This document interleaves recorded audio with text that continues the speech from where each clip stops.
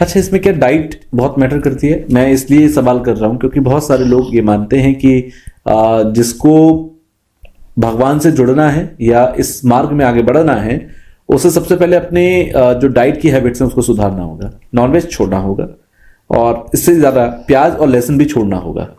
क्या ये मैंडेटरी है? प्याज लहसुन खास तौर पर मैं पूछ रहा हूं। अच्छा, सबसे पहले तो नॉनवेज मैंडेटरी है, मैंडेटरी नहीं, क्योंकि वहां तो हिंसा है। हिंसा भी नहीं। आप जिस तत्व को जानने की कोशिश कर रहे हो ना, वो करुणामय है, परम तत्व है। वो तो उसमें भी है जिसको आप खाने के तो उसमें भी आप दया के बदले दया देनी पड़ेगी जी।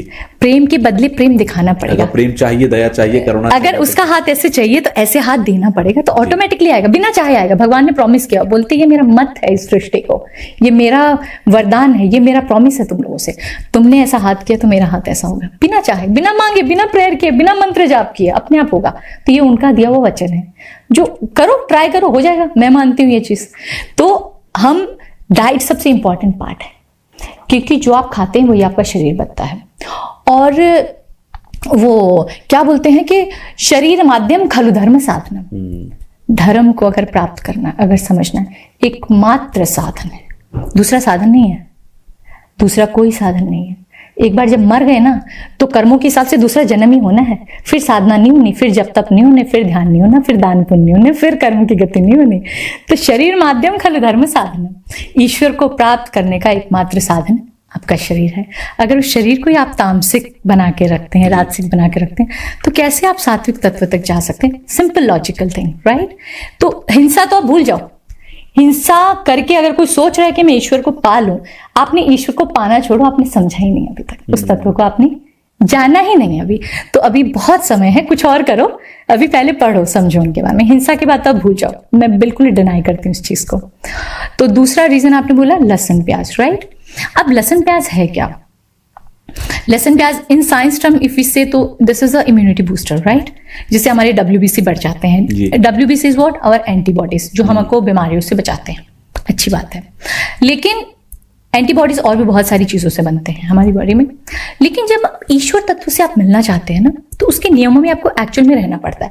उसका सबसे पहला खाना पीना और ब्रह्मचार्य भी उतना ही इंपॉर्टेंट है, ब्रह्मचार्य भी उतना ही इंपॉर्टेंट है। ये प्लीज, अगर जो भी व्यूअर्स सुन रहे हैं, आप सोचें कि आप दुनिया नॉर्मल जिए और आप ब्रह्म को प्राप्त कर ले, that is not going to happen, never. तो लहसुन प्याज क्या होता है? तामसिक प्रवृत्ति होती है। काम क्रोध लोभ मोह सबको पता है, रटा पड़ा है सबको कि सबसे बड़ा दुश्मन है। लेकिन लोभ मोह क्रोध आता कहां से? तामसिक प्रवृत्ति से। तो लेकिन ये जो लहसुन प्याज होते हैं ना, इनकी तामसिक प्रवृत्ति होती है, जो आपके अंदर गर्मी पैदा करता है। और जो भी तत्व गर्मी पैदा करता है वो आपके मंगल को बूस्ट करता है, और मंगल बूस्ट होने से आपके खून में गर्मी पड़ती है और आपको गुस्सा आता है।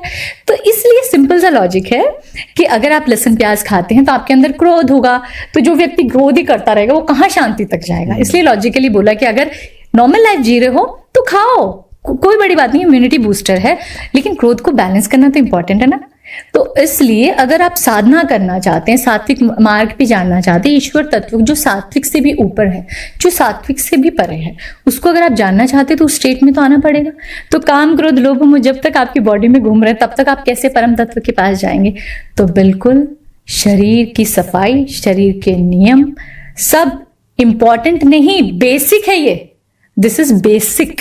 इसके बिना आप सोचे कि आप नॉनवेज खा रहे रात को और सुबह आप ब्रह्म मुहूर्त में उठ के ध्यान करेंगे, करते रहिए ध्यान। मैं कह रही हूँ 100 जन्म और करते रहिए, कुछ नहीं होने वाला।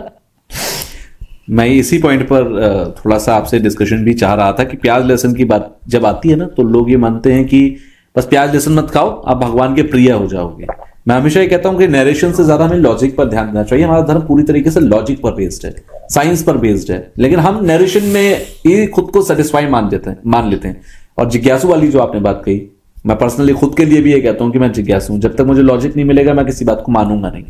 तो ये मैं भी यही चाहता हूं कि हमारी पीढ़ी तक जो हमारे नरेशंस आए, बट मैं चाहता हूं नरेशन अगर करेक्ट है, लॉजिक बेस्ड है, तब वो अगली पीढ़ी को मिलना चाहिए। वरना अगली पीढ़ी खड़ी हो जाएगी और आपसे पूछेगी कि आपके धर्म का जो आप बेस बता रहे हैं, ठीक है, वो उसके सवाल खड़ी कर देगी और हमें नहीं पता। बहुत सारी चीजें हमारे घर में ऐसी होती हैं जो हम कुछ कहते हैं, हमें माँ बाप ने बताया और हम पलट कर अगर क्यों पूछ लें तो उनके पास भी जवाब नहीं होगा, क्योंकि उन्होंने भी कभी क्यों नहीं पूछा। पूछो, आप पूछो अगर आपके नहीं, ऐसी बहुत सारी चीजें होती हैं, जैसे मैं बताती हूँ इन रूटीन बहुत सारी चीजें, जैसे प्याज लहसुन की बात थी, ठीक है। अगर मैं अपनी दादी नानी की कहानियों में चला जाऊं तो कहते हैं एक बार भगवान, 2-3 कहानियां अलग अलग जो मैंने सुन रखी हैं, कि एक बार भगवान के लिए भोग लगाया जा रहा था, सारी सब्जियां वहां पर थी, प्याज उसमें से बाहर लुढ़क गया, इसीलिए प्याज को नहीं खाया जाता।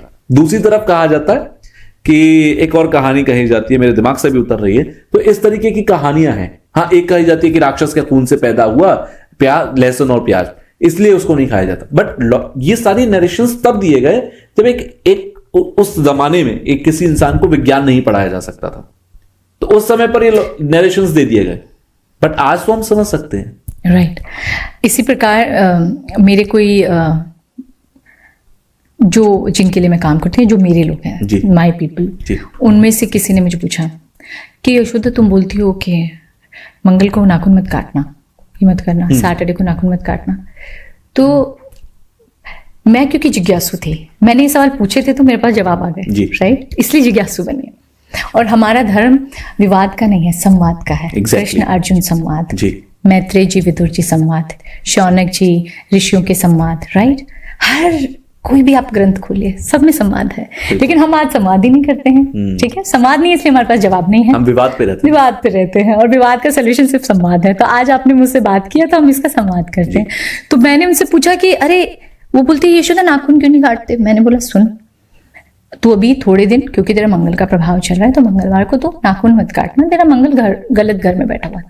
ये भी लॉजिकल है, हमारी एस्ट्रोलॉजी की प्रॉपर लॉजिकल है, लेकिन क्योंकि हम नहीं जानते तो लोगों को बड़ा मिथ्या सा लगा। She is like well educated girl and one guy is from Oxford, one of my client he is from Oxford, और अभी वो सब फॉलो करता है, बाल भी नहीं काटता, वो नाखून भी नहीं काटता मंगलवार को। वो डरता है, मुझे याद दिलाता है यार मंगलवार को नाखून नहीं काटना। मैंने कहा हाँ बिल्कुल मत काटना, बिकॉज उसको लॉजिक समझ में आ गया। और लॉजिक क्या है कि जब बच्चा माँ के पेट में बनता है, सबको पता है पंच तत्वों से बनता है, मंगल से खून बनता है, सैटर्न से हमारी हड्डियां कंट्रोल होती हैं, राइट, और गुरु से हमारा लीवर वगैरह कंट्रोल होता है, और सूर्य से हमारी आंखों की रोशनी, ये सारी कंट्रोल होती है। दिस इज लॉजिकल, साइंस भी बिलीव करती है इन सब चीजों पे। अब क्या होता है, हम एक एग्जाम्पल लेते हैं, काफी चीजें क्लियर होंगी। हमने बोला मंगल को नाखून मत काटो जी।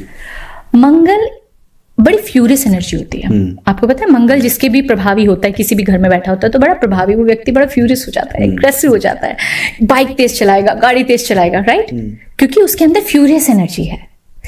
अब हड्डियां किससे बनती है? सैटर्न से। Saturn is what? Is a slow energy. Saturn, और इसको मुझे एक्सप्लेन करने की जरूरत नहीं है, नासा क्या पूरी दुनिया बच्चे को पता है कि सैटर्न सबसे स्लो मूव करता है, एग्जैक्टली, ठीक है। जुपिटर उससे भी स्लो मूव करता है, राइट। इसका मतलब जो इतना बड़ा प्लैनेट हमारे आसपास घूम रहा है, आपकी और मेरी एनर्जी का एक दूसरे पे इफेक्ट हो रहा है। आज आप मेरे साथ हैं तो आपको मेरा ऑरा समझ में आएगा, मैं आपके साथ हूं, मुझे आपका ऑरा समझ में आएगा, हम सिर्फ दोनों तुच्छ मनुष्य, राइट। तो इतना बड़ा प्लैनेट जो धरती से आई थिंक बहुत गुना बड़ा है, राइट, इतना बड़ा प्लैनेट स्लो एनर्जी में घूम रहा है, ऑटोमेटिकली वो तुम्हारी लाइफ को कंट्रोल कर रहा है। कहीं ना कहीं उसका इफेक्ट है, कहीं ना कहीं 100% है, I can prove it, right. तो अब मंगल उसका प्रभावी है कुंडली में, ठीक है, और मंगल प्रभावी है और उसने नाखून काट लिए। नाखून को कंट्रोल कौन करता है? सैटर्न, हड्डी। जिसका भी 7वें घर में सैटर्न होता है उसको अर्थराइटिस का प्रॉब्लम होता है, इसलिए होता है, मेरे भी है। तो क्या होता है कि अगर आपने मंगल को नाखून काटा तो आपने क्या किया? फ्यूरियस एनर्जी में स्लो एनर्जी को डिस्ट्रैक्ट कर दिया। Mangal is a furious energy, वो ऑलरेडी डिस्ट्रैक्टेड है, disturb. Now you are cutting the Saturn is what? Slow. आपने मंगल में स्लो को डाल दिया, फ्यूरियस में स्लो को डाल दिया, दोनों मिक्सचर हुए, तो इसका हमारे शास्त्र में क्या विधान लगा? अकाल मृत्यु का भय। क्या बोलते हैं? मंगल को जो नाखून काटते हैं उनको काल मृत्यु होता है। कोई भी लॉजिकल सी बात है भैया, जो व्यक्ति का मंगल फ्यूरियस है उसको अगर आप स्लो कर दे, वो बंदा तेज जा रहा है, अचानक से उसको ब्रेक करेंगे, उसका एक्सीडेंट तो होना ही है, भले वो ऑफिस में हो, भले वो घर में हो या रोड पे हो, एक्सीडेंट तो होना है। So this is all logical. तो मैं ये चाहती हूँ लोगों को कि प्लीज शास्त्रों पे बिलीव करो। नहीं बिलीव करना तो क्वेश्चन पूछो यार, मुझसे ही पूछ लो यार, तुषार से पूछ लो, वो मुझे पूछ के बता देंगे, बट प्लीज शास्त्रों पे बिलीव करो, प्लीज। हमारे शास्त्र में, इसी नोट पर आज इस हमारे पॉडकास्ट को एंड कर रहा हूँ कि अगर आपको कोई भी सवाल पूछना है, लॉजिक समझ में नहीं आता, आप कमेंट बॉक्स में लिखिएगा और आप उसका रिप्लाई जरूर करिएगा।